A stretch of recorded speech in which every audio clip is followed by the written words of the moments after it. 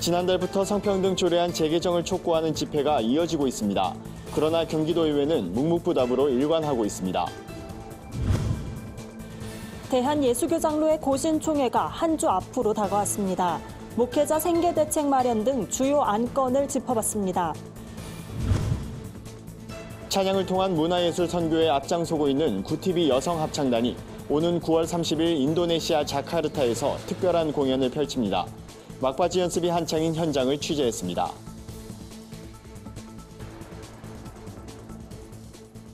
안녕하십니까. 구티비 뉴스입니다. 건강한 경기도 만들기 도민연합이 성평등 조례 반대와 재개정을 촉구하는 경기도의회 2차 규탄대회를 열었습니다. 지난달부터 도민대회와 규탄대회 등 성평등 조례에 대한 도민들의 반대 목소리가 커지고 있지만 경기도의회는 어떠한 답변도 내놓고 있지 않습니다. 궂은 날씨에도 31개 시군에서 모인 시민교계 단체와 도민들은 경기도를 병들게 하는 나쁜 성평등 조례 재개정을 외치며 성명을 발표했습니다. 성명서에는 조례명 포함 성평등을 양성평등으로 재개정, 성평등위원회 설치 대상에서 사용자 용어 삭제, 성평등위원회 설치 운영 비용 도지사 지원 조항 삭제를 요구했습니다.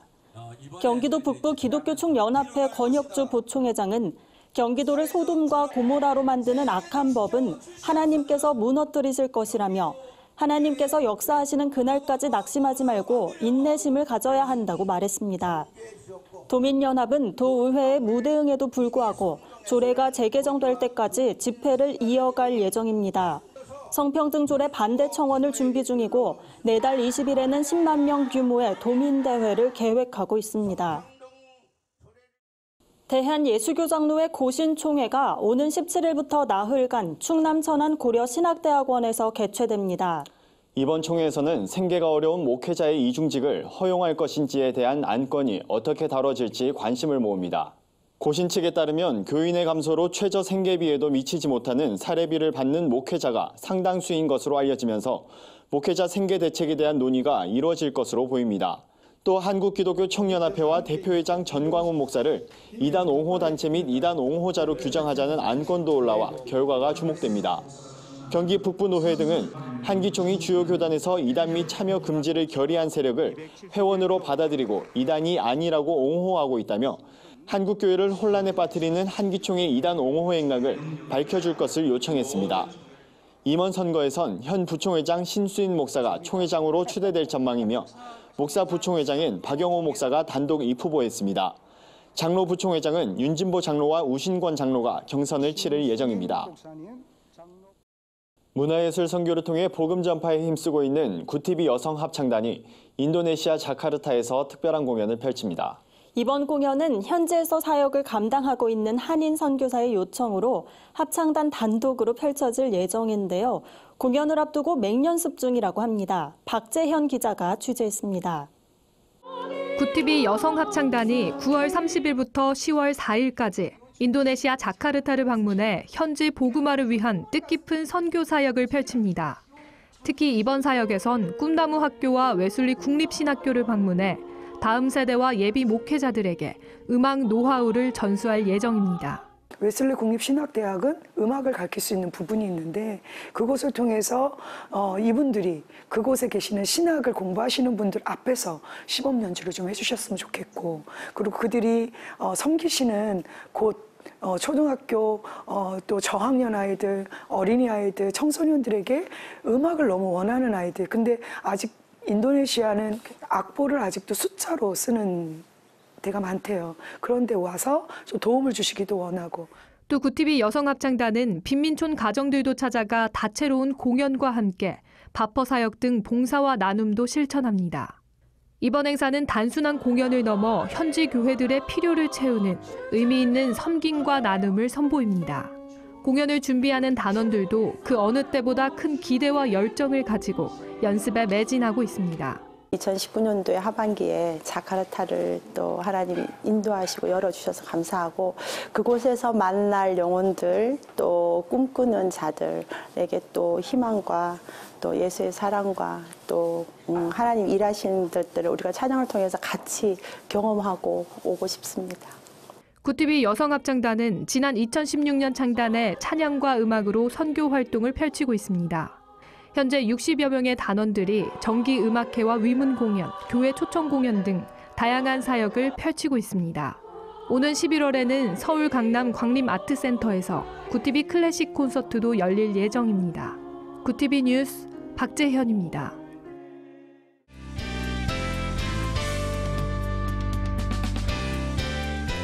세상 속 크리스천들의 다양한 이야기를 만나보는 네포난의 교회입니다.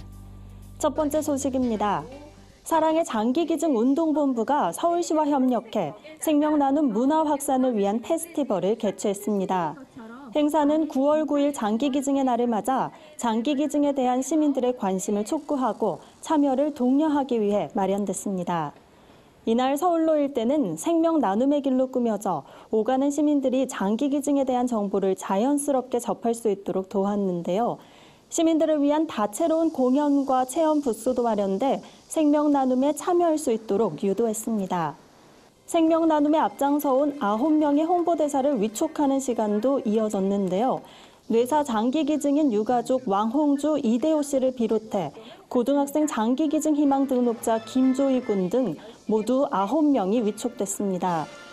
사랑의 장기기증 운동본부는 장기기증 희망 등록자가 전 국민의 3%밖에 되지 않을 정도로 국내 장기기증 운동이 가야 할 길은 멀다면서도 용기 있는 결정이 우리 사회에 점차 퍼져 성숙한 생명 나눔 문화가 완성될 것이라 기대한다고 말했습니다. 한편 사랑의 장기기증 운동본부는 2008년부터 뇌사시 장기기증으로 9명의 생명을 구하자는 의미를 담아 9월 9일을 장기기증의 날로 지정해 지키고 있는데요. 본부에 따르면 전국적으로 장기기증 희망 등록률이 최근 수년간 감소세를 보이고 있어 관심이 필요한 상황입니다. 다음 소식입니다. 민족대명절 추석이 코앞으로 다가왔는데요. 추석이 되면 소의 이웃들은 더욱 외로움을 느끼곤 합니다. 이런 가운데 구세군 한국군국이 재래시장을 찾아 소의 이웃을 위한 추석 나눔 활동을 펼쳐 눈길을 끕니다. 이번 행사는 금융감독원과 IBK 기업은행, 미래에셋대우, 신한카드, KB손해보험의 후원으로 마련됐는데요. 금융권 관계자들과 함께 서울 남구로 시장에서 구입한 물품을 소의 이웃에게 전하며 온정을 베풀었습니다. 생필품과 식료품, 전통시장 상품권 등 9천만 원 상당의 후원 물품이 소의 이웃에게 전달됐는데요. 소상공인들을 직접 만나 이들의 어려운 상황을 들으며 따뜻한 위로와 격려의 인사를 전하기도 했습니다. 구세군은 우리 사회 소외된 이웃들이 이번 나눔을 통해 풍성한 명절을 보내길 바란다고 전했는데요. 올해는 소외된 사람 없이 모두에게 따뜻한 추석이 되길 소망해 봅니다. 네포난의 교회는 시청자 여러분의 제보를 기다리고 있습니다. 함께 나누고 싶은 영상이 있다면 전화나 이메일로 참여해 주시기 바랍니다. 오늘의 사회 이슈를 박은결 기자가 종합해 드립니다.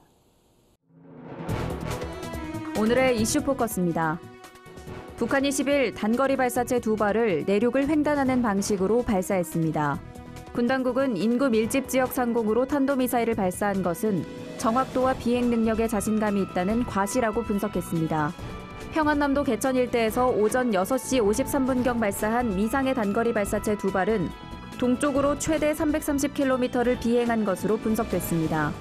한미 군 당국은 이번 북한의 단거리 발사체 최대 비행거리로 미뤄 8월 24일 발사한 초대형 방사포 가능성에도 무게를 두고 위성정보와 장거리 탐지 레이더 등의 자료를 토대로 추가 분석하고 있습니다. 미 동부 해안에서 전도된 현대 글로비스 소속 자동차 운반선 골든 레이호 안에 갇혔던 한국인 선원 4명이 전원 구조됐습니다. 전원 구조는 선체가 기울어지는 사고가 발생한 지 41시간여 만에 이뤄졌습니다. 미국 해양경비대는 선체에 구멍을 뚫어 배 안에 갇힌 선원들과 연락을 취했으며 위치를 확인한 뒤 선체를 절단해 이들을 차례로 구조했습니다. 구조된 선원들은 모두 특별한 외상이 없으며 안정을 위해 인근의 병원 응급실로 이송돼 진료를 받았습니다.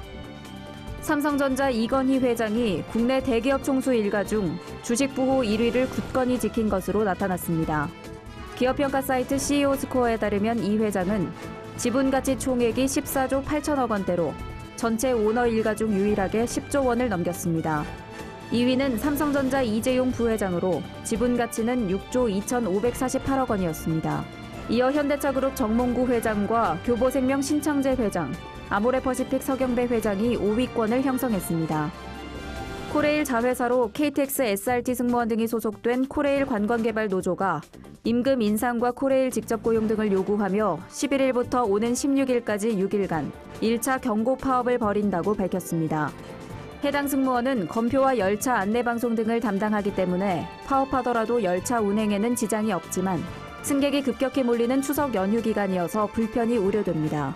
노조는 지난 5월부터 2019 임금 교섭을 진행해왔으며 최종 교섭이 결렬되자 투표 절차를 통해 찬성률 91.5%로 파업을 결의했습니다. 구TV 뉴스 박은결입니다. 글로벌 선교 방송단과 함께하는 교계 소식 전해드립니다. 성민원이 설립 21주년을 맞아 기념식을 진행했습니다. 지난 1998년 군포제일교회 부설 사회복지기관으로 설립된 성민원은 아동과 청소년, 노인, 장애인에게 전문적인 복지 서비스를 제공해왔습니다. 이사장 권태진 목사는 성민원 설립 21주년을 20+1로 쓴 것은 지난 20년의 성과와 자랑은 묻어두고 이제 1년으로 새롭게 시작한다는 의미라며 그동안 믿음을 가지고 헌신한 성도들과 자원봉사자들에게 고마움을 전한다고 밝혔습니다. 하이미션이 내달 1일부터 제21회 전국순회 실버처치 세미나를 개최합니다. 1일 서울 종로구 한국교회 100주년 기념관을 시작으로 대구와 경상 지역, 광주와 전라도로 이어질 예정입니다. 실버처치 전도는 현재 전국 550여 교회가 진행하고 있으며 교회별로 어르신 예배에 100명 내외가 모이고 있습니다. 북한인권정보센터 남북사회통합교육원이 오는 17일까지 16기 북한인권 아카데미 수강생을 모집합니다. 교육은 19일부터 11월 28일까지 총 10주 과정으로 진행됩니다.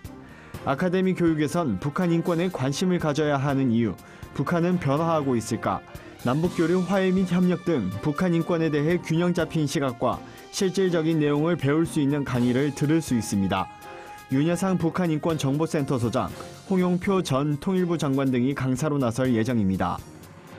사회복지법인 임마누엘 복지재단이 추석을 앞두고 서울시 지체장애인협회 송파구치회에서 사랑의 쌀 나눔 잔치를 열었습니다. 재단은 이번 나눔에서 지체장애인과 교통장애인, 농아인, 시각장애인 등 저소득장애 어르신 600명에게 10kg짜리 쌀포대를 전달했습니다. 김경식 이사장은 장애인 이웃들이 꿈과 희망을 잃지 않고 살아갈 수 있도록 더 가까이 다가가겠다고 전했습니다. 이상으로 뉴스를 마칩니다. 구TV 뉴스는 인터넷 신문 데일리 굿뉴스를 통해서도 보실 수 있습니다. 시청해주신 여러분 고맙습니다.